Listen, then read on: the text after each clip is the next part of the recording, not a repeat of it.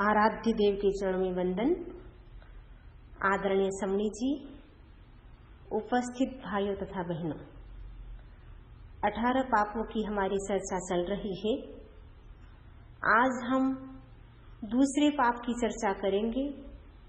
दूसरे पाप का नाम है मृषावाद। मृषा प्लस वाद। मृषा यानी झूठ, वाद यानी बोलना, झूठ बोलना, उसका नाम है मृषावाद। उसके अतिरिक्त जो छल कपट पूर्वक बोला जाता है, जो कुछ छुपाया जाता है,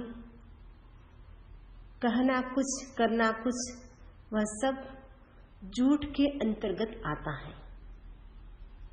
प्रश्न है, व्यक्ति झूठ क्यों बोलता है? 10 वैकालिक सूत्र में भगवान महावीर स्वामी कहते हैं, कोहावा, लोहावा, भयावा, हासावा, अर्थात क्रोध के वशीभूत व्यक्ति झूठ बोलता है। जब व्यक्ति गुस्सा में होता है तब उसे पता नहीं चलता है कैसे बोलना चाहिए।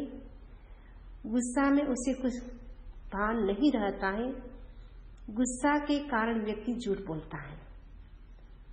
दूसरा है लोहावा, लोभ के वशीभूत। जब व्यक्ति के भीतर अधिक पाने की भावना होती है, उस समय भी व्यक्ति झूठ का प्रयोग करता है। तीसरा है भयावा, भय के वशीभूत। जब व्यक्ति को डर लगता है, अगर मैं सच बोलूंगा तो मुझे क्या कहेंगे लोग, ऐसा चिंतन करके डर से वो झूठ बोलता है। नहीं, मैंने ऐसा नहीं किया है, जानबूझ करके जानता हूं, अभी वो झूठ बोल देता है डर के कारण। कुहावा, लोहावा, भयावा, हंसावा। चौथा है हासा, यानी हंसी मजाक में व्यक्ति झूठ बोलता है। तो इन 4 कारणों से व्यक्ति झूठ बोलता है। झूठ बोलने से क्या होता है? भगवान महावीर स्वामी कहते हैं, झूठ बोलने से तिरंज गति का आयुष्य का बंध होता है। तिरंज गति के आयुष्य बंध के 4 कारण हैं, उसमें एक कारण है झूठ बोलना। यानी झूठ बोलने से व्यक्ति एनिमल्स बन सकता है, यानी पशु योनि, पक्षी योनि में जा सकता है। योग शास्त्र में तो यहां तक कहा है, झूठ से जीव नरक एवं निगोद में भी जा सकता है। भगवान महावीर ने कहा, जो व्यक्ति झूठ बोलता है उसका कोई भी व्यक्ति विश्वास नहीं करता है। भगवान महावीर कहते हैं, सत्यम लोयम सारभूयम। लोक में सत्य ही सारभूत है, क्योंकि जो व्यक्ति सत्य बोलता है उसका सभी विश्वास करता है। जो व्यक्ति सत्य नहीं बोलता है उसका कोई विश्वास नहीं करता है। महाभारत में तो यहां तक कहा, तराजू के एक पलड़े में सत्य है और दूसरे पलड़े में 1000 अश्वमेध यज्ञों का फल स्थित है। दोनों को तोलने पर 1000 अश्वमेध यज्ञों की तुलना में सत्य का पलड़ा भारी रहेगा। यानी सत्य का कितना महत्व है। प्रश्न व्याकरण सूत्र में कहा है, लोक में जितने भी मंत्र, तंत्र, विद्या, शस्त्र, शिक्षा जो भी है, उनकी सिद्धि सत्य की शक्ति से ही मिलती है। यदि व्यक्ति असत्य बोलता है और मंत्र तंत्र करता है, शिक्षा लेता है, विद्या ग्रहण करता है, लेकिन अगर सत्य भाषा उसके पास नहीं है, सत्य का प्रयोग वह नहीं करता है, असत्य का प्रयोग करता है, तब तक उसको सिद्धि नहीं मिलती है। मनुस्मृति में कहा है, सत्य बोलो, लेकिन सत्य भी कैसे बोलना चाहिए? सत्यम ब्रूयात् प्रियम ब्रूयात्, मां ब्रूयात् सत्यम अप्रियम। सत्य बोलो किंतु प्रिय बोलो। ऐसा सत्य भी न बोलो जिससे सामने वाले व्यक्ति के दिल को ठेस पहुंचे। एक बार एक राजा था, उसके मन में आया मेरा फ्यूचर कैसा है, उसको बताने के लिए, जानने के लिए ज्योतिष को बुलाता है। ज्योतिष से कहा, मेरा भविष्य कैसा होगा, मेरी एज कितनी होगी, आप कृपा करके बताएं। ज्योतिष जैसा था वैसा ही बोल देता है। वो बोलना नहीं जानता था, ज्ञान तो उसके पास था, लेकिन किसके सामने कैसे बोलना वो उसे ज्ञान नहीं था। वो सही से बोलता है, राजन आपके देखते देखते आपके सामने सारा परिवार समाप्त हो जाएगा। राजा को इतना गुस्सा आता है। उसी समय राजा ने आदेश दिया, इस ज्योतिष को देश निकाला दिया जाए, इसको राज्य में न रखा जाए। दूसरे ज्योतिष को बुलाया। दूसरा ज्योतिष बहुत समझदार था, बोलने का विवेक था, कैसे बोलना चाहिए बड़ों के सामने, छोटों के सामने कैसे बोलना चाहिए, सारा विवेक था, विवेक संपन्न था। उस ज्योतिष ने कहा, राजन आप बहुत सौभाग्यशाली हैं, आप पूरे परिवार में सबसे दीर्घ आयु आप होंगे, आप सबसे लंबा जीवन जिएंगे। जैसे ही बात राजा सुनते हैं, राजा को बहुत ही खुशी होती है और राजा ने उसको बहुत सारा इनाम दिया, प्राइज दिया और उसको रवाना किया। बात एक ही थी, लेकिन बोलने का तरीका अलग अलग था।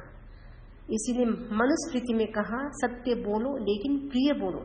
ऐसा सत्य भी न बोलो जिससे सामने वाले व्यक्ति को दिल को ठेस पहुंचे, क्योंकि कहा गया जो सत्यवादी होता है वह गुरु की तरह पूजनीय होता है, माता की तरह विश्वसनीय होता है तथा स्वजन की तरह सभी को प्रिय लगता है।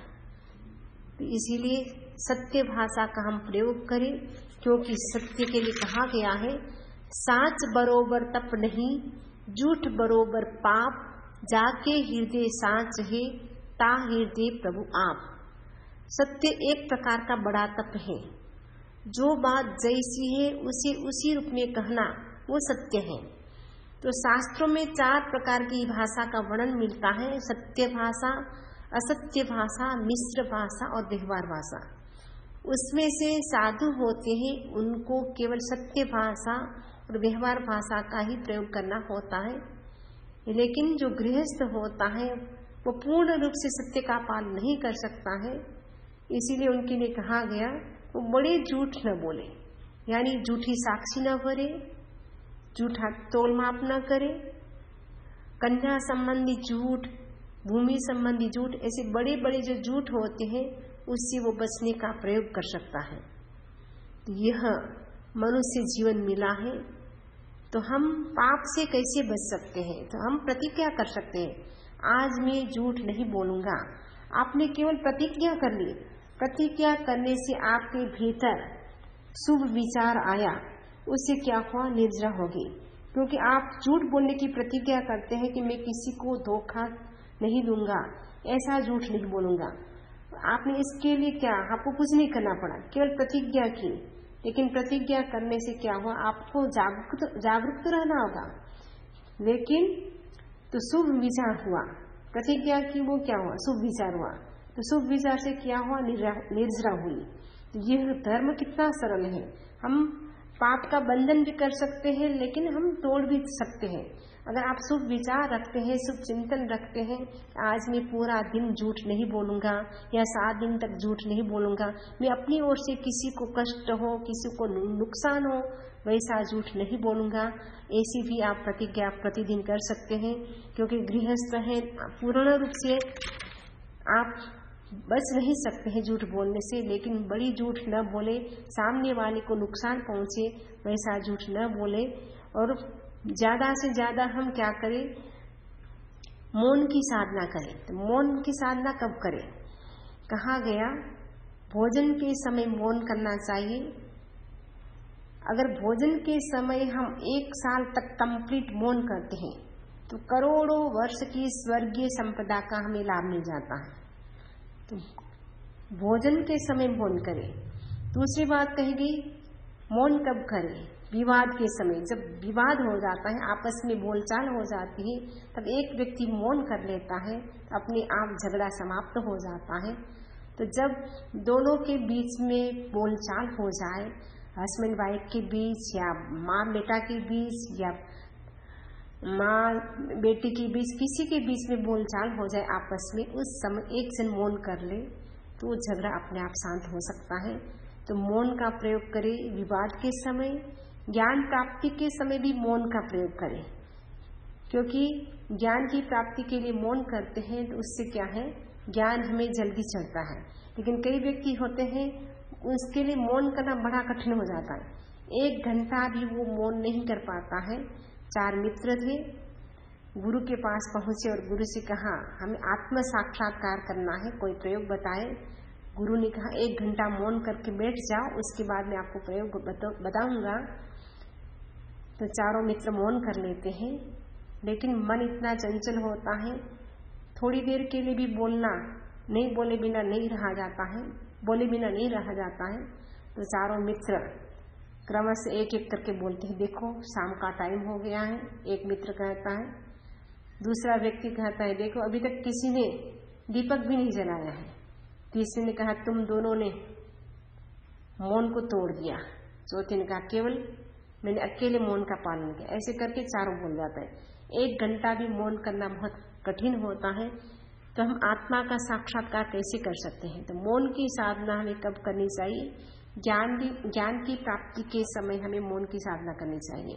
और कुछ बातें ऐसी हैं कि हम बोलते हुए भी मौन का प्रयोग कर सकते हैं। जैसे आवश्यक हम बोले, अनावश्यक न बोले, मीठी भाषा बोले तो भी हम मीठी बोले। जैसे मिश्री कितनी मीठी होती है, वैसे हम मिश्री जैसी मीठी भाषा बोले। और तीसरी बात है, हम कम से कम शब्दों का प्रयोग करें। जितना हम कम बोलेंगे एनर्जी हमारी कम वेस्ट होगी, जितना हम ज़्यादा बोलेंगे एनर्जी भी हमारी ज़्यादा नष्ट होगी, क्योंकि हमारी एनर्जी बोलने से बहुत ज़्यादा वेस्टेज होती है। क्योंकि हम जो भी बोलते हैं वो भाषा वर्णा के बुद्धलों को ग्रहण करते हैं। अगर हम ज़्यादा बोलते हैं उससे भाषा वर्णा के पुद्गल हमारे जल्दी नष्ट हो जाते हैं। इसीलिए हम क्या करें, मौन का प्रयोग करें, यानी कम से कम शब्दों का प्रयोग करें, ऊंची भाषा में बोले, जिससे सामने वाले व्यक्ति को अपमान का फील न हो। ये कुछ ऐसी बातें हैं जिसको बोलते हुए भी हम मौन जैसे प्रयोग कर सकते हैं। कई लोग मौन तो कर लेते हैं, लेकिन मौन में भी वो बोलते रहते हैं, तो वो मौन भी काम का नहीं होता है। तो मौन के समय केवल हम अपना ही चिंतन करते रहे, मन ही मन दूसरे के बारे में भी अनिष्ट चिंतन न करें। तो ये मृषावाद नाम का जो पाप है, उससे बचने के लिए हम सत्य भाषा का प्रयोग करें कि हम झूठ नहीं बोलेंगे। ये मनुष्य जीवन मिला है, झूठ बोलेंगे तो हम नीचे चले जाएंगे। क्योंकि उत्तराध्यान सूत्र में कहा है, मनुष्य से मनुष्य बनने का मतलब है मूल पूंजी को सुरक्षित रखना। मनुष्य से नरक गति तिरंज गति में जाने का मतलब है मूल पूंजी को खो देना। मनुष्य से देव गति में जाने का मतलब है मूल पूंजी को बढ़ाना। अगर हम झूठ का प्रयोग करते हैं, असत्य भाषा का प्रयोग करते हैं, असत्य भाषा का एक कारण है पशु पक्षी योनि में जाना, यानी मृषावाद बोलने से तिरंज गति के आयुष्य का भी बंध हो सकता है। तो हम मृषावाद पाप से कैसे बचे, उसके लिए हमें संकल्पबद्ध होना है। आज हम यही अपनी चर्चा को विराम देते हैं कि आज के दिन हम संकल्प करें कि हम जितना हो सके हम कम से कम झूठ बोलने का, मतलब झूठ बोलेंगे ही नहीं। अगर बोलना पड़े बिजनेस के कारण या किसी कारण गृहस्थ को अगर बोलना होता है, तो कम से कम दूसरे को नुकसान हो वैसा झूठ न बोले। और ये मनुष्य जीवन मिला है, और हर दिन संकल्प करें कि हम कैसे ये जो मृषावाद नाम का जो पाप है उससे हम कैसे बच सकते हैं, सत्य भाषा का कैसे प्रयोग कर सकते हैं, उसके लिए अनुप्रेक्षा भी कर सकते हैं। और चिंतन करते करते हम असत्य भाषा से बच सकते हैं। और ये जो 4 भाषा है, सत्य भाषा, तो सत्य भाषा का प्रयोग करें, असत्य भाषा से बचे। मिश्र भाषा का मतलब है कुछ सही बोलना, कुछ झूठ बोलना, मिक्स करके बोलना, वो मिश्र भाषा है। व्यवहार भाषा का मतलब होता है आदेश उपदेश की भाषा। तो जो साधु होता है वो सत्य भाषा व्यवहार भाषा का प्रयोग करता है, असत्य और मिश्र भाषा का प्रयोग नहीं करता है। लेकिन गृहस्थ इन सब से बच सकता है कि असत्य भाषा से हम कैसे बचे, उसके लिए संकल्प करें। पूर्ण रूप से न बचे तो कम से कम दूसरे को कष्ट हो वैसी भाषा का प्रयोग न करें। तो मृषावाद पाप से हम जितना बचेंगे उतने हम अपने कर्मों को हल्के करते जाएंगे। और सत्य एक ऐसा टॉनिक है जिससे हम